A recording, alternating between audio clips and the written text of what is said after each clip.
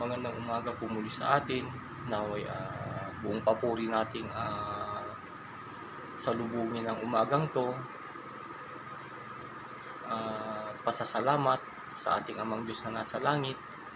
At naway nakapagpasalamat din tayo sa kanyang ipinagkaloob muli sa atin na buhay na siyang gagamitin natin muli upang may pagkakataon tayong makapagbago at may wasto ang mga pagkakamali, mga baluktot nating mga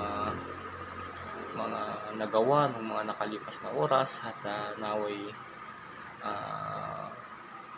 maitama natin ang ating mga pagkukulang sa ating Amang Diyos na nasa langit sa lahat ng mga pagkakamaling mga nagawa natin sa pang-araw-araw. Sa araw nito, gusto ko sana iparating sa inyo, ipamahagi upang tayo makinabang muli.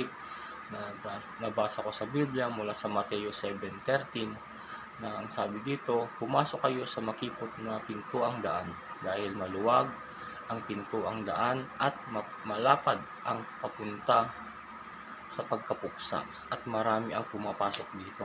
Well, mula po sa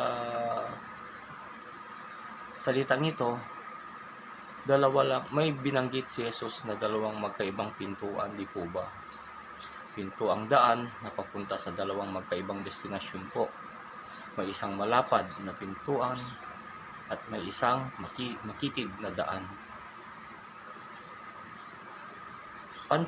Pansinin po natin na wala ng ikatlong daan, kaya dapat tayong pumili sa dalawang daang ito. Ito ang pinakamahalagang desisyon na gagawin natin dahil nakadepende rito ang pag-asa nating mabuhay ng walang hanggan. Marami ang pumipili sa malapad na daan dahil madali itong lakaran, nakakalungkot. Di po ba nananatili ang marami sa daan na ito at pinipili nila na sumunod sa karamihan. Wala silang kamalay-malay na si Satanas na Diablo ang nasa likod nito at napapunta ito sa kamatayan. Sinabi ni Jesus na makitid naman ang isang daan at kaunti ang nakakahanap dito. Bakit? Kasi po, ang makitid na daan ay marami po yung mga consequences, maraming mga pagsubok. Minsan, mahirap tahakin po ito. Kasi kailangan nandun yung mga pagtitiis, nandun yung mga paghihirap, nandun yung mga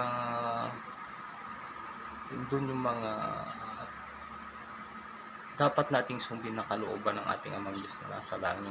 Kaya nasa sa atin po kung ano yung pipiliin natin, pero ang mas maganda kung piliin natin yung makitid na daan, kung saan doon man tayo naghihirap, may ginhawa tayong may matatanggap tayong ginhawang pagpapala sa ating Amang Diyos na nasa langit.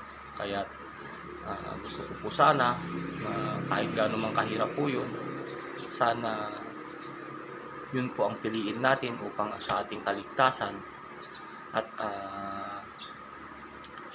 balang araw makakamit natin yung pagpapala at pangako ng ating Amang Diyos na nasa langit na siyang buhay na walang hanggan. Kaya maraming salamat po muli. Sana'y naipamahagi ko po ito sa inyo na mabuti. Sana po makinabang po tayo ng wasto at naipakapit natin sa ating puso't isipan lahat po ng mga pag-aaral po sa Biblia na siyang ipinapamahagi ko po sa inyo. So magandang umaga po muli at ako'y magluluto na po muli ang agahan ng aking mga anak. Maraming salamat po sa inyo. Good morning po sa lahat.